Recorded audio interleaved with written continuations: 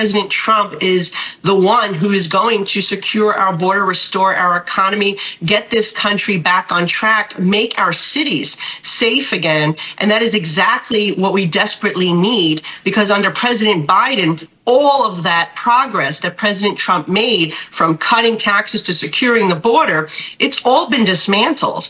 And so Americans just want economic prosperity. They want their families to be safe, and they want to live in communities that are affordable, where they can put gas in their car and they can put food on the table and pay their rent and mortgage. And unfortunately, the Democrat agenda has made it so impossible for them to survive, because they're too busy spending billions and billions of dollars in cities like mine, providing free services for illegal immigrants.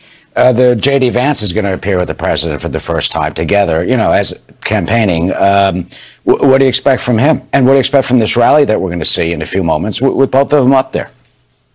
Well, as somebody who just returned from the convention, I will tell you, it was electric. There was so much energy. People are so motivated and excited to reelect President Trump. They can't take another 4 years of the destructive Biden agenda. And as you mentioned, whether it's going to be Biden or Kamala Harris or any other Democrat, it really doesn't matter, because it is the left-wing Democrat agenda that has been so difficult for Americans to survive with, right? They are suffering every day with the various policies that are coming out of the White House via executive order, by the way, because they want to just ignore that Congress is there. And we have to go to court and fight constantly to stop bad policies. And I can tell you that's trickled down to the city and state level where I am in New York. And I think somebody like J.D. Vance can help get the message across to young people. I think he's somebody who supports the union worker, right? The hardworking men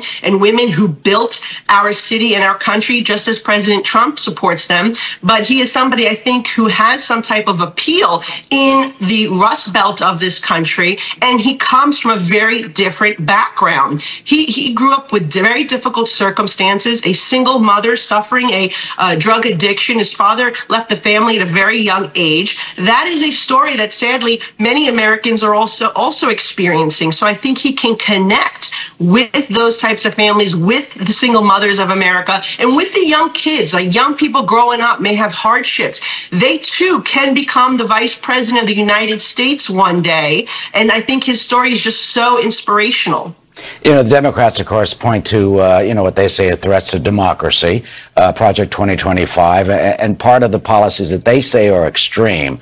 When it comes down to November, how do you think that will shake out as voters try to weigh both candidates, if indeed Joe Biden is the candidate?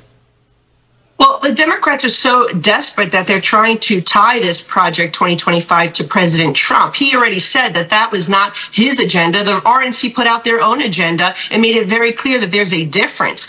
Look, President Trump is going to secure our borders. He's going to make our cities safe again because he supports law enforcement. He's going to push back on sanctuary cities like New York. He's going to ensure that we get cheap gas, affordable energy once again, because he's going to end all these executive orders that Biden put in place that has dismantled our energy industry and has really fueled inflation as a result, because you need energy for everything, including transporting food. And that's why we're seeing such high costs at the grocery store as well.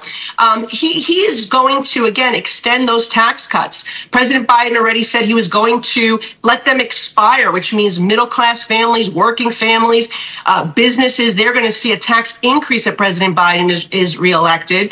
And the doubling of the child tax credit, which President Trump did, which lifted millions of families out of poverty, that's going to be extended as well if President Trump is elected. So I think that people have to look at what President Trump did 4 years ago. We led through peace, through strength. He secured the border. He was somebody who was good for our allies. The Abraham Accords is a perfect example of that. But again, look what he did 4 years ago, not what the Democrats are trying to fearmonger and say about what he will do, because they're so desperate right now. All they can do is lie. That's the only card they have at this time, because they know that when in contrast, President Biden has been so bad, and President Trump was very positive for America.